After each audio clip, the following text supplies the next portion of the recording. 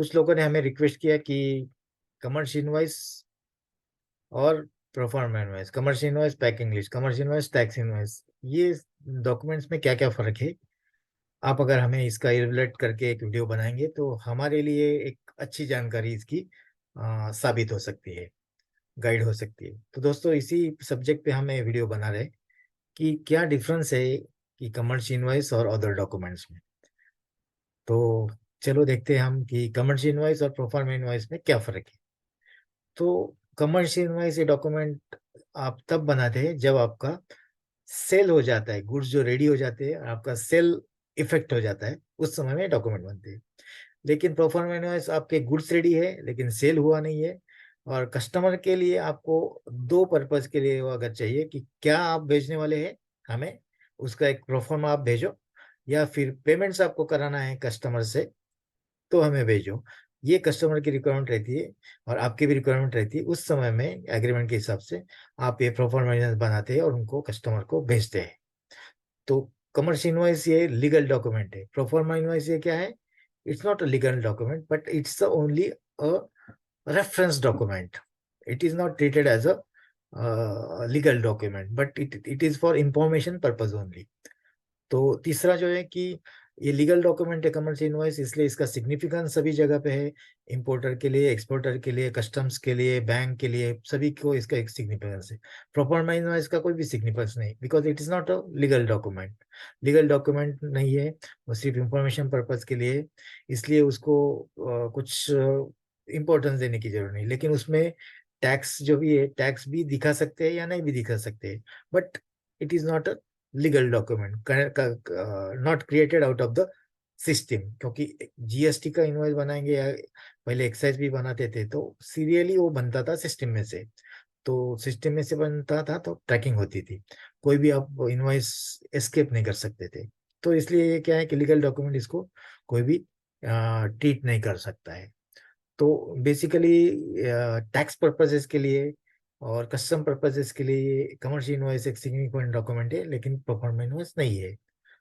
Hence तो normally क्या है कि जब सेल हो जाता है तब ये डॉक्यूमेंट जनरेट होता है, और सेल के पहले जो है कि कस्टमर की रिक्वायरमेंट है, आपकी रिक्वायरमेंट है कि ये हमें प्रोफार्मा भेजो कि किस तरह पैकिंग कर रहे हैं आप, पैकेज के कितने क्वांटिटी है, उसका सीवीएम कितना है, वेट कितना है, ये पहले जानना है उनको। तो फिर प्रोफार्मा इनवॉइस या पेमेंट आपको उनसे मंगाना है तो आप प्रोफार्मा इनवॉइस की जनरेट करते हैं। तो ये बेसिकली डिफरेंस हुआ कमर्शियल इनवॉइस और पैकिंग लिस्ट में। तो मुझे आशा है कि आपको एग्जैक्ट पता चल गया है कि proforma invoice is not legal document. कोई बोलता है प्रोफार्मा इनवॉइस भेजा है मैंने, तो इट्स नॉट लीगल डॉक्यूमेंट। उसको कोई आपको जीएसटी अथॉरिटी या कोई आके आपको पकड़ नहीं सकता है कि आपने सेल किया है करके। तो it is not a tax invoice, commercial invoice. It is only information purpose only, document for information purpose. अभी हम आते हैं कि कमर्शियल इनवॉइस और टैक्स इनवॉइस में क्या फर्क है। कमर्शियल इनवॉइस जो है कि जब आपका सेल हो जाता है तब बनाते हैं, तो टैक्स इनवॉइस भी उसी समय बनता है जब आपका सेल हो जाता है, उस समय बनता है।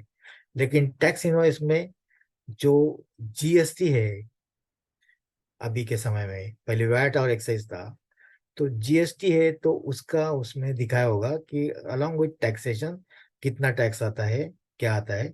कमर्शियल इनवॉइस जो डॉक्यूमेंट है, ये इंपोर्टर और एक्सपोर्टर के पर्पज के लिए है, it is for international transactions. So commercial invoice जो है नॉर्मली डोमेस्टिक ट्रांजैक्शंस के लिए बनता नहीं है। अगर एग्जेम्प्टेड गुड्स है और डोमेस्टिकली आप सेल कर रहे हैं तो बिल ऑफ सेल बनता है। तो कमर्शियल इनवॉइस ही, ये डॉक्यूमेंट क्रिएट होता है always for international transaction, export import के लिए। और टैक्स इनवॉइस क्रिएट होता है local domestic trade DTS sale जो है उसके लिए।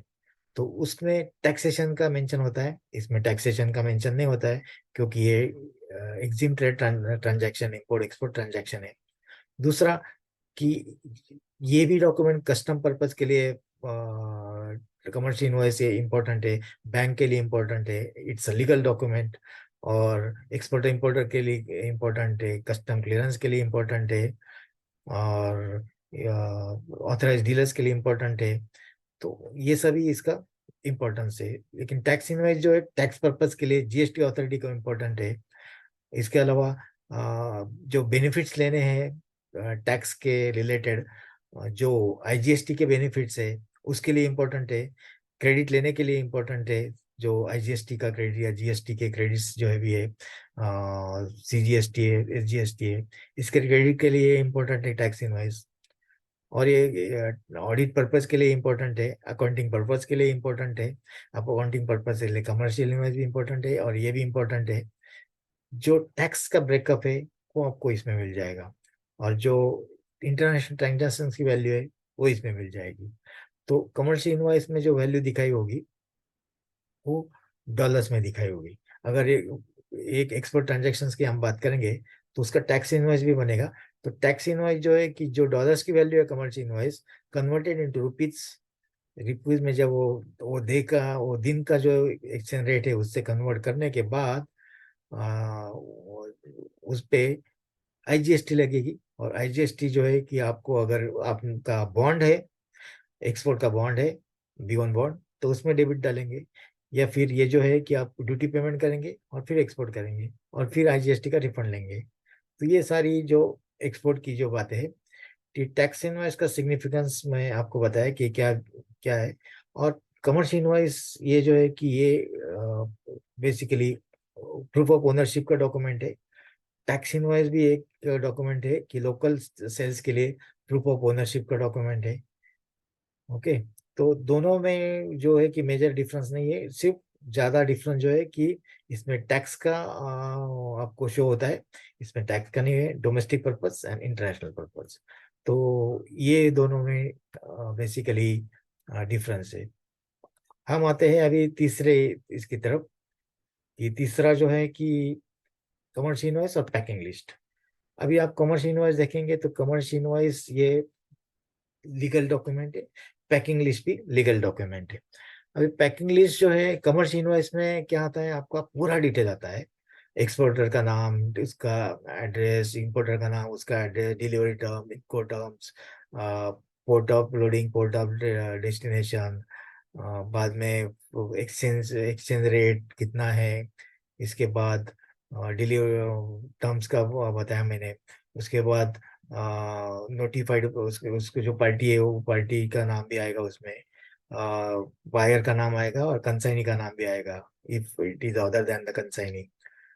उसके अलावा गुड्स कौन से, HSN कोड क्या है, उसका रेट क्या है, वैल्यू क्या है, ये सब बातें एक्चुअली आएंगे। उसके अलावा रेट जो हमने बताया ना, पर पर क्वांटिटी के हिसाब से, पर मतलब पर यूनिट के हिसाब से, पर लीटर के हिसाब से, पर जो भी लिक्विड कार्गो है या सॉलिड कार्गो, उस बेसिस पे उसके रेट्स का मेंशन वहाँ पे रहेगा। बाकी ये लाइसेंस के आप बेनिफिट ले रहे, ड्रॉबैक में कर रहे, या डीपीवी में, सॉरी डीपीवी डीएफआई में कर रहे या एडवांस लाइसेंस में कर रहे, इसका मेंशन ईपीसीजी में कर रहे, इसका मेंशन भी इनवॉइस पे रहेगा। इसके अलावा आई कोड आपका रहेगा। बाकी ये सारी बातें जो है एक्चुअली बैंक अकाउंट्स का मेंशन रहेगा, आपके IFSC कोड्स वगैरह सभी डिटेल्स इसमें रहेंगी, एक्सेप्ट कि आपका कार्गो के डिटेल्स इसमें नहीं रहेंगे। कार्गो के डिटेल्स मतलब क्या, कि कितने पैकेजेस है, किस तरह से वो उसको सीरियल नंबर दिए हैं, ये बातें इसमें नहीं रहेंगी। लेकिन जो पैकिंग लिस्ट है इसमें आपकी ये सारी बातें रहेंगी। पैकिंग लिस्ट में क्या है कि आपके जो कार्गो है, समझो 224 कार्टून जा रहे, तो 224 कार्टून मतलब one cartoon contains from 1 to 20, second cartoon contains 21 to 40, इस तरह का उसमें प्रॉपरली। और उसका हर एक का कार्टून बॉक्स का वेट रहेगा, उसका वॉल्यूम रहेगा, और सबका बाद में CBM रहेगा, कितना CBM है और कितना वेट है, ये सारी। और अगर कंटेनर जैसे इसमें इनवाइस में जो है कि आपको एक कंटेनर में कितने कार्टून जा रहे हैं, कार्टून बॉक्स पैलेटाइज या नॉन पैलेटाइज सब लिखा होगा। वहाँ पे पैकिंग लिस्ट में भी आपको पूरा डिस्क्रिप्शन कार्टून का, हर एक कार्टून वाइज डिटेल्स रहेंगे। उसके बाद जिसकी जिसकी टोटल जो वेट की, यहाँ की और वहाँ की, gross weight and net weight. Gross weight मतलब कार्टून के साथ वेट, और नेट वेट मतलब इसका सिर्फ कार्गो का वेट। तो ये सारी बातें रहेगी। तो उसके अलावा सीबीएम रहेगा कार्टून का भी। फिर उसमें बाकी डिटेल्स जो है कि इनवॉइस जैसी बाकी डिटेल्स रहेगी, लेकिन मेजर डिफरेंस है कि उसमें cargo related, packing related information, कितने एक कंटेनर में किस तरह के कितने कार्गो जा रहे और किस तरह से स्टफ हो गए, ये बेसिकली रहेगा। कर कमर्शियल इनवॉइस जो है ये इंश्योरेंस पर्पज के लिए भी यूज होता है। अदर पर्पज जैसा कि मैंने बताया, custom purpose, banking purpose, importer exporter के कंट्री में कस्टम क्लियरेंस करने वाला पर्पज, ये सारे पर्पज के लिए भी ये बेसिक डॉक्यूमेंट है कमर्शियल इनवॉइस, जिसमें वैल्यू रहती है। पैकिंग लिस्ट में वैल्यू नहीं रहती है। तो इसलिए पैकिंग लिस्ट का क्या है कि नॉर्मल सिग्निफिकेंस, कि किस तरह से आपके कंटेनर में कार्गो डाला है, कितने कार्टून से क्या है, वेट कितना है।